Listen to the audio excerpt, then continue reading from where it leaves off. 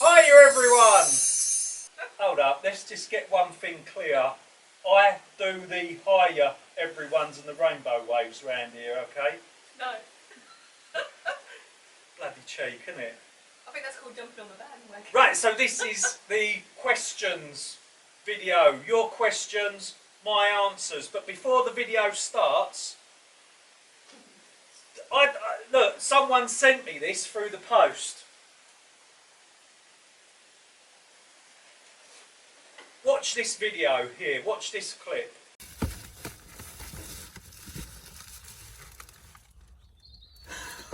Oh. Oh no.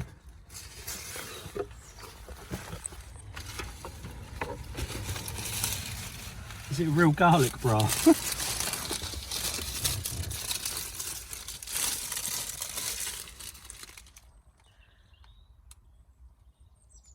Oh no, is it that fish? Have I got to eat it? I've heard about this. They want me to eat it, don't they? This is meant to be the stinkiest fish in the world, I think. I've seen the videos. Oh my god. Well, read the instructions. There's instructions. Hello Gary. Everyone loves you. YouTube. Oh, everyone loves your YouTube channel. Let's be frank. This is a poison pen letter. Let's be frank. You're always up for a laugh, so we've sent you a little present.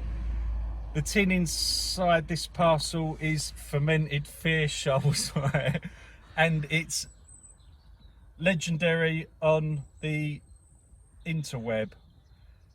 Excellent, you might say. Who's this from? I still don't even know who it's from. Enjoy opening it on your own to try it. Well, I'll do this on the video. Make a mistake. Some believe this challenge to be impossible. No, I'll be able to do it. I can eat a deep fried donkey's dick if need be. I've ate some pretty strange things in my time. I might gag, but I've ate some pretty strange things, including snails, frogs' legs and things like that. So that just makes you French. Yeah, well, I'm not French. I'll give it a go. Thank you. Who sent it? I don't even know who sent it. Thank you very much. Now, in that clip, I've actually thanked the person through sending it, but look, it was a poison pen letter. And look what they've sent me.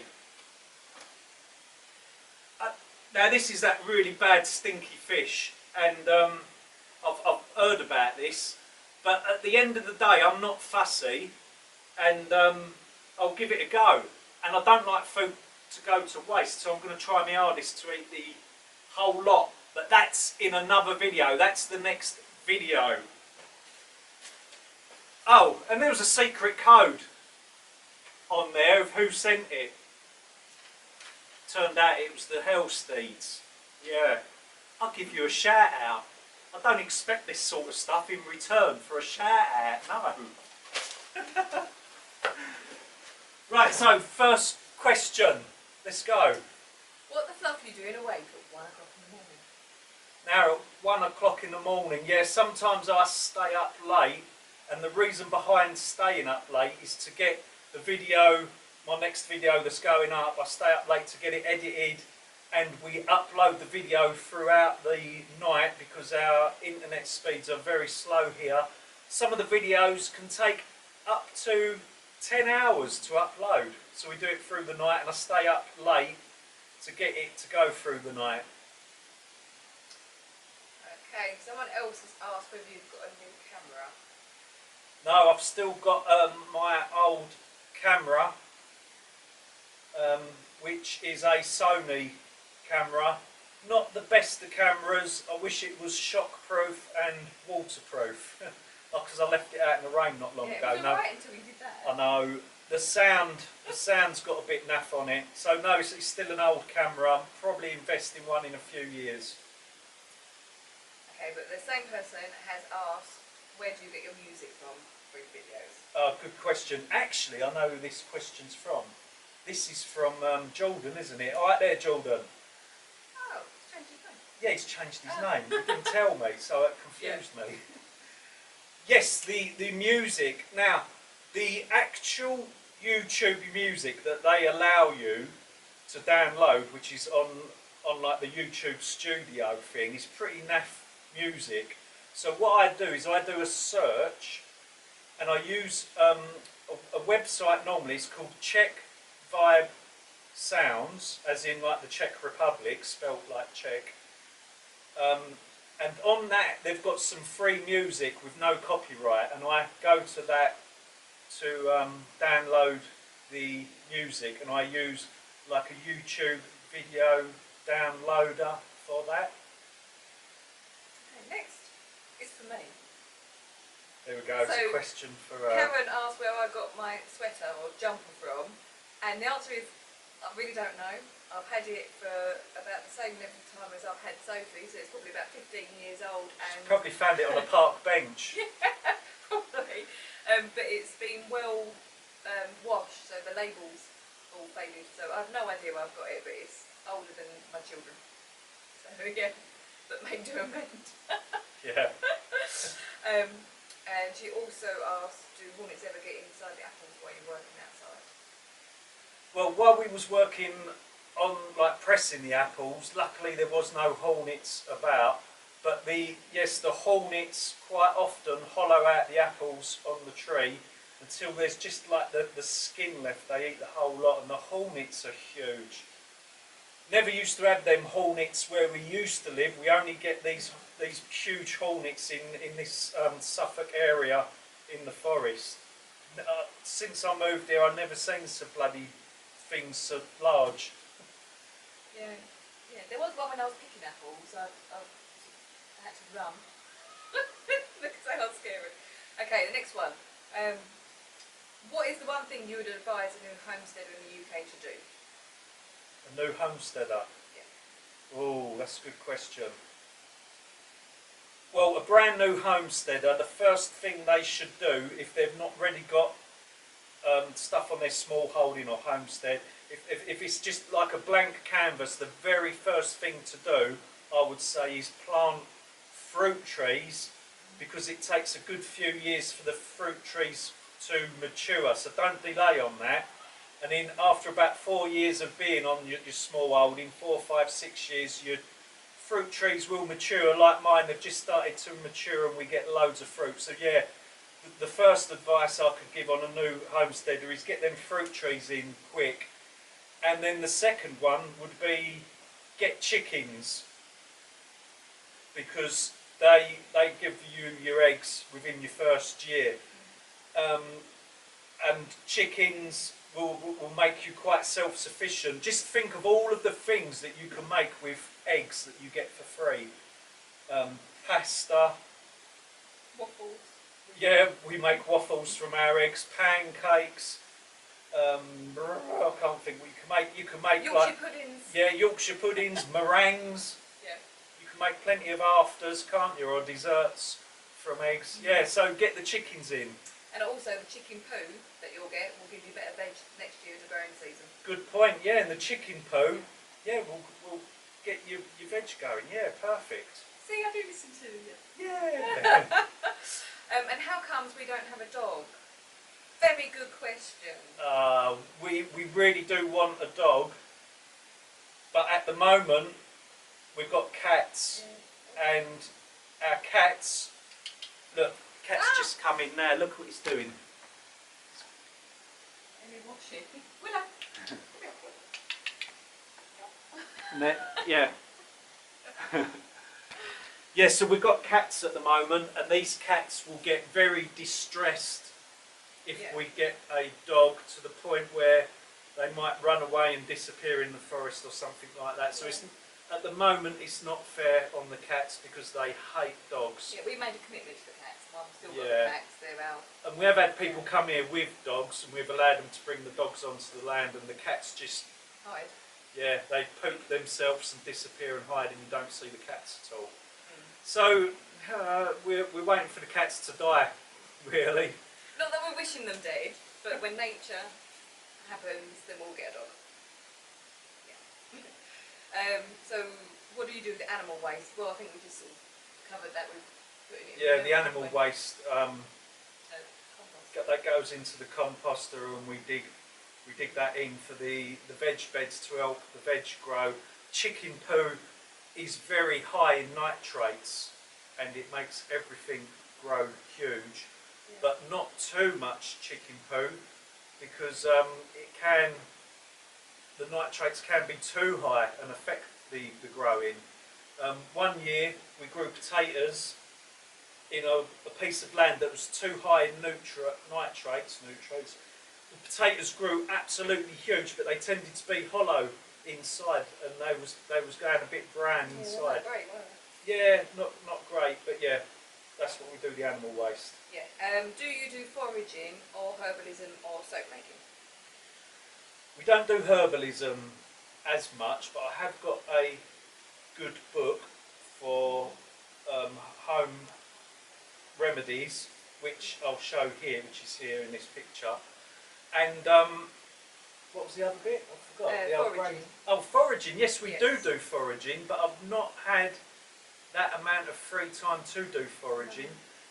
Mushroom season's coming up. I'm trying to keep an eye out for parasol mushrooms. And I know where good horse chestnut trees.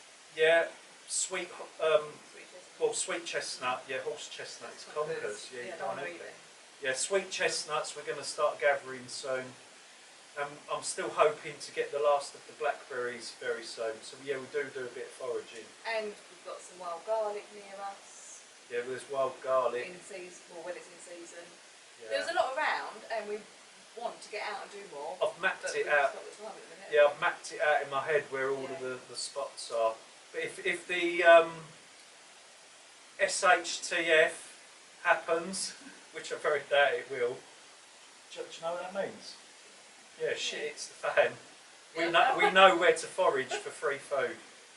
Now, I have made soap in the past, but I'm just sort of running out of time again to do these things. Like we done a video, didn't we, quite a way back, making soap from wood ashes. But since I've done that video, I have made like washing up liquid or detergent, and I've also made like laundry liquid as well. But I've not made like solid bar soap just yet. So that's something I'll be doing in the very near future. Right. Any advice for someone struggling very badly financially in a, let's call it out loud, busy host family home while your actual family is overseas? So someone's staying with someone else while they're actually family's not that.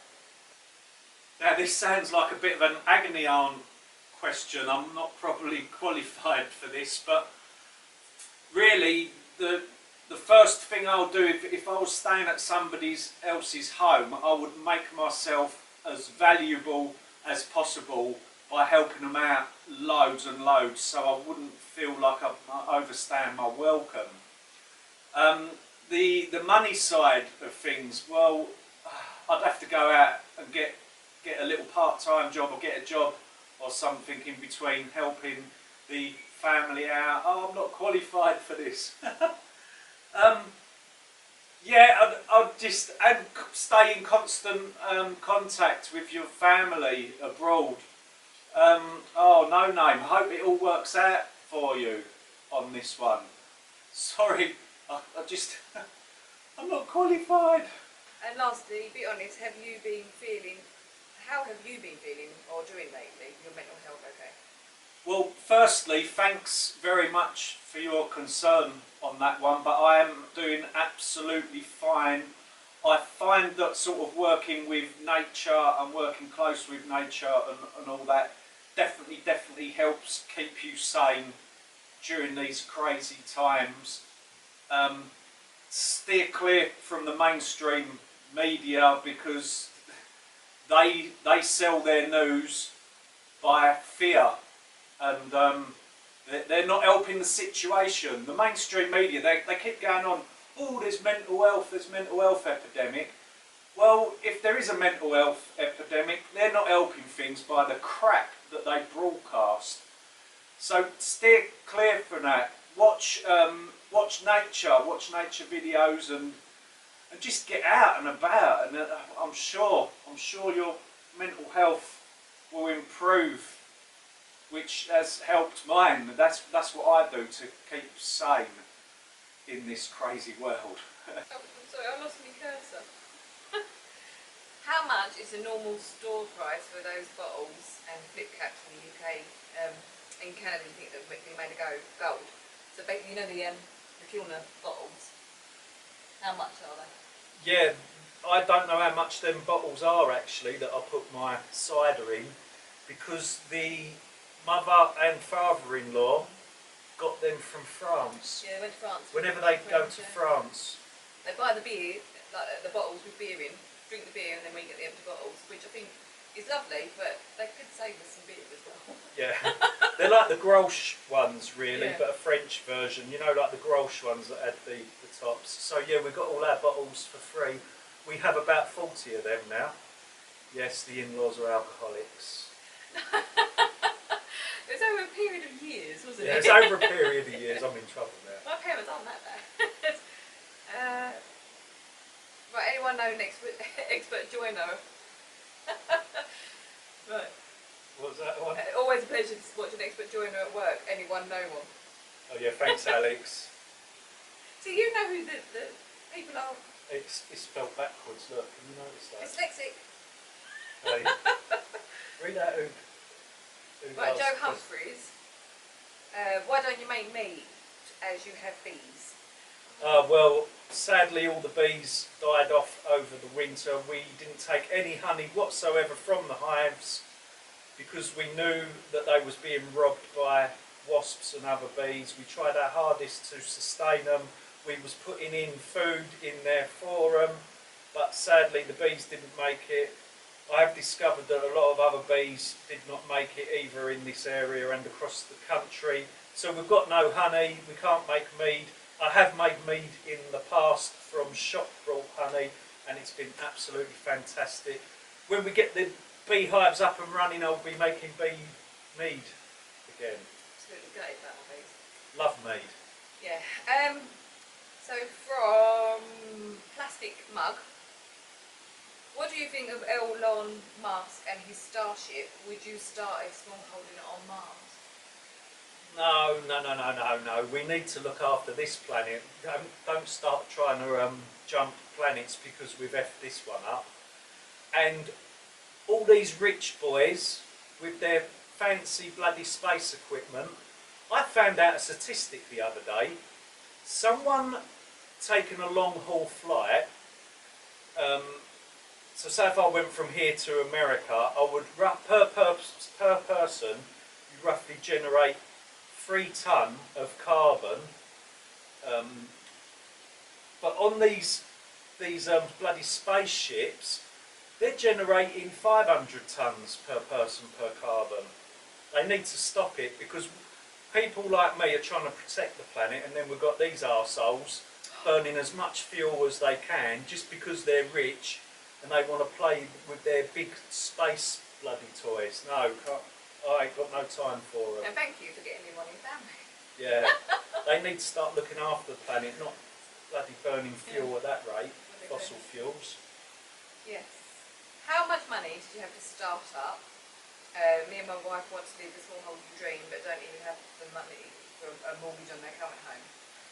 Well, it depends how you want to start up. We had about £300,000 equity in our last property, and we was mortgage free back then. We moved here and we borrowed another 25, I think £30,000, I can't remember exactly. But we've now paid that off. So this property has cost over £330,000, plus the renovations probably bringing it up. Yeah, probably bring it up to nearly £400,000. Do you know, if you want to do smallholding on the cheap, the best thing to do is buy the tiniest house possible. With like a nice piece of land. The smaller the property, the cheaper. even if you can get by with living in a caravan or something like that with land, I think that's perfect. But or land with planning permission where you can put, yeah, convert a container or something like alternative living. yeah, Is a major thing now. And I think it's really hard for people that are a lot younger than us. yeah, You know, you were older than me and, yeah, and bought your house when they were cheap. And I yeah. think now it's They're really, really hard to get on the property ladder now. Exactly. We're very Everything's lucky. just out of people's price ranges now. House prices are ridiculous. Yeah, and sadly we haven't got an answer for that. No, but that's how much it's cost us. Right. So I got distracted by answering. Oh, can you make cider with shop raw pressed apple juice, Nathan Hendry? Yes, you can make cider with apple juice from the supermarkets. Hi there, Nathan. He's a good man, Nathan. Yeah. Yes, you can. You can buy all shop fruit juices, and I used to do that. I used to buy kiwi juice and turn that into wine. You can buy the apple juice. What you've got to make sure though, that it hasn't got too much preservatives in, because the preservatives can kill the yeast. But if you have a look on the back of the bottle, and it is sort of freshly, Yeah, the fresh stuff better than fresh, the long life stuff. yeah, exactly. The long life stuff is the stuff you don't want to get. It's the fresh juices. Yeah, we've made wines and things like that from the juices brought from the shops, because it's still cheaper to buy the juice from the shops, ferment it into alcohol. It's still cheaper that way than actually buying the alcohol. So yeah, very good question, Nathan. Yeah. Right, the next one, the dipping guy. When are you going to pop to Wales and give us some advice on our small holding? Haha. If only I had a motorhome or a camper van. Oh no, it says it's got spare rooms and always has beer in. I would love to travel about and meet other people's small holdings, but at the moment that's just impossible for me to do. Perhaps something in the future. I'd love to meet other people and visit their small holdings, and I wouldn't overstay my welcome. It'd just be, that's why I'd like to do it in a camper van, so I can just camp nearby, pop in for the day, have a cup of tea, have a chat and then move on. But yeah, that's not going to happen, I'm afraid, at the moment. No. Right, next question from Dave Franklin. What did you do for employment before escaping the Matrix? I worked at the Ford Motor Company in Dagenham, and I used to be maintenance, so we used to repair the machines that actually built the cars. I was an electrician, so electrical based, so we used to fix all of the electrical faults. Obviously robots came in, so it sort of went over to robot programming, robot fixing and things like that, just basically keeping the lines running. I'm going to try and not waffle too much. Then they trained me up as a mechanic, a basic mechanic, so we used to repair it mechanically. They trained me up as a basic welder, so we used to weld some of the machinery where it had broken. And we done pneumatics as well, because a lot of the machines were run on pneumatics, so we've done basic pneumatics. And last of all, plumbing, basic plumbing, because a lot of the machinery was water cooled, as it done welding as well, as like welding the bodywork of the car together and things like that. So yeah, I'm a bit of a jack of all trades, but my main trade was electrician at the Ford Motor Company. And I'm glad to see the back of that bloody place as well, because towards the end it became a bloody nightmare. But it got us where we are now. Exactly, it got us where we are now. To an end. Yeah, and I've done a lot of overtime as well to earn money to afford to buy this place. We might get rained off in a minute. It gets really noisy here with So yeah. Okay, so for Marcus D, what's the long-term plan for the small holding? What are your plans going forward? Any projects you have lined up? Well, we're cutting down on the number of birds here. That's one of the plans. We're not going to be supplying the public with eggs as much. We're going to become even more self-sufficient. Oh, we're going to try and go off-grid a bit more. Like I've done the off-grid caravan, and we've got the off-grid compost toilet. I want to be able to come off of the water mains in the future so that our water in will be off grid. We can't come off of the electric just yet because we are feeding the surplus solar power from the roof into the grid, and the grid are paying us for the electric. So if we disconnect from the grid, we can't earn money from them anymore. So we're not coming off the grid just yet, but that's something possibly in the future when our tariff runs out. But yeah, just basically our long-term goals are being even more self-sufficient than what we already are. And in terms of projects, we've got to finish all the ones that we've already started before we aim at. Yeah, there's quite a few unfinished projects. So for the next couple of years is basically carrying on doing stuff that we keep meaning to do, and then because we find, and this is going to be a small holding issue for everyone, you start doing something and then something comes up and then you've got to do that, and it's just constantly firefighting, so we never get the big things done, do we? Yeah, like something more important comes up, something that's more drastic and urgent, and then you put the other projects that ain't as urgent on hold. And then when you've got time, it's out of season, so you don't want to be out there doing certain things when you've got snow on the ground. But yeah. We are firefighting and priority. What would save us more money on a short-term thing takes priority. But we decided to split the video into two sections because it was beginning to get a bit long and dragged out. So we didn't want to bore you too much in one sitting. So while I've got this opportunity, just want to say thanks to everyone for supporting Gary with his channel. I know that I'm not often in them because I'm busy doing other things, but we do appreciate it, and we really love reading all your comments and you being part of our world. So thanks, and we'll see you in the next one.